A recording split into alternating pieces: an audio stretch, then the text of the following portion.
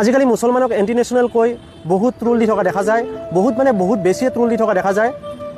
যিকোনো প্ৰকাৰে দেশদ্ৰোহী সাবিত কৰিব বিচাৰে, এইটো বাস্তৱ ক্ষেত্ৰত নহয়।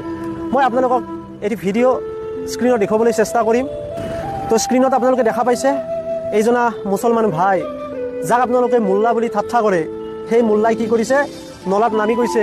কিয় নামি গৈছে? তাত আমাৰ হিন্দুস্তানৰ যি তিৰংগা তাত পৰি আছে, সেইখন তাত ধুইছে আৰু চাফা কৰি থৈছে। এইটো মাত্ৰ এটা এক্সাম্পল আমাৰ হিন্দুস্তানৰ প্ৰতি যি মুছলমানৰ মহাব্বত।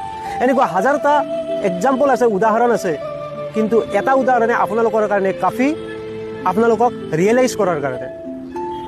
আমি আমাৰ মূল হিন্দুস্তানক আমি কিমান ভাল পাওঁ এইটো জাহিৰ কৰাৰ কোনো প্ৰয়োজন নাই। একমাত্ৰ আল্লাহে জানে আমি আমাৰ হিন্দুস্তানক কিমান ভাল পাওঁ।